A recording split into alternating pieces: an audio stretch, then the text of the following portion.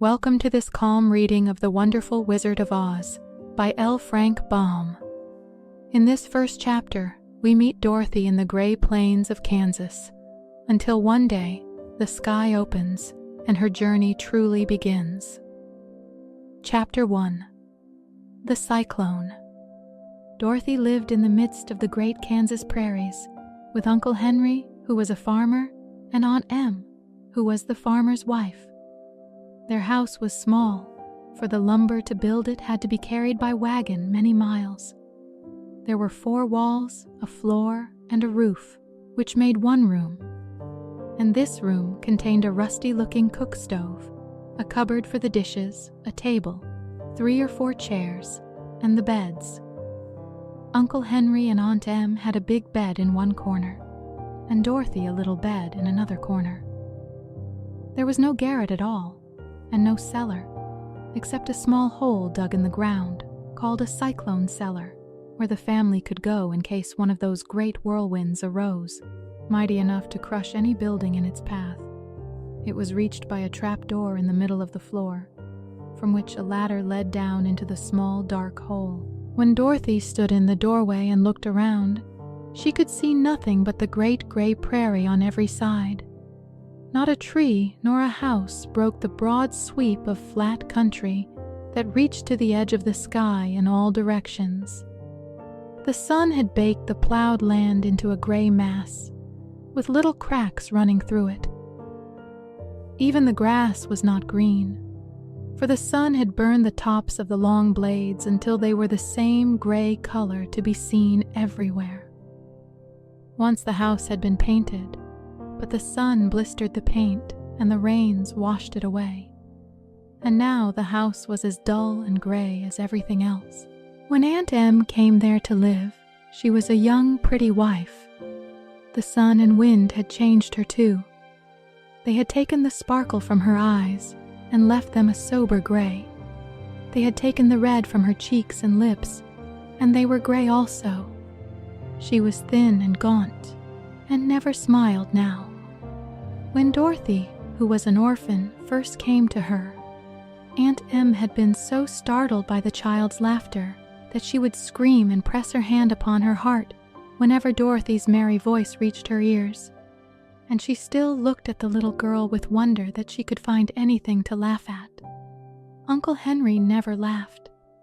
He worked hard from morning till night and did not know what joy was. He was gray also, from his long beard to his rough boots, and he looked stern and solemn and rarely spoke. It was Toto that made Dorothy laugh and saved her from growing as gray as her other surroundings. Toto was not gray. He was a little black dog with long silky hair and small black eyes that twinkled merrily on either side of his funny wee nose. Toto played all day long, and Dorothy played with him and loved him dearly. Today, however, they were not playing. Uncle Henry sat upon the doorstep and looked anxiously at the sky, which was even grayer than usual. Dorothy stood in the door with Toto in her arms and looked at the sky too. Aunt Em was washing the dishes. From the far north they heard a low wail of the wind, and Uncle Henry and Dorothy could see where the long grass bowed in waves before the coming storm. There now came a sharp whistling in the air from the south, and as they turned their eyes that way, they saw ripples in the grass coming from that direction also. Suddenly, Uncle Henry stood up. "There's a cyclone coming, Em," he called to his wife. "I'll go look after the stock." Then he ran toward the sheds where the cows and horses were kept. Aunt Em dropped her work and came to the door. One glance told her of the danger close at hand. "Quick, Dorothy!" she screamed. "Run for the cellar!" Toto jumped out of Dorothy's arms and hid under the bed, and the girl started to get him. Aunt Em, badly frightened, threw open the trap door in the floor and climbed down the ladder into the small, dark hole. Dorothy caught Toto at last and started to follow her aunt. When she was halfway across the room, there came a great shriek from the wind, and the house shook so hard that she lost her footing and sat down suddenly upon the floor. Then a strange thing happened. The house whirled around 2 or 3 times and rose slowly through the air. Dorothy felt as if she were going up in a balloon. The north and south winds met where the house stood and made it the exact center of the cyclone. In the middle of a cyclone, the air is generally still, but the great pressure of the wind on every side of the house raised it up higher and higher until it was at the very top of the cyclone. And there it remained and was carried miles and miles away as easily as you could carry a feather. It was very dark, and the wind howled horribly around her, but Dorothy found she was riding quite easily. After the first few whirls around and one other time when the house tipped badly, she felt as if she were being rocked gently, like a baby in a cradle.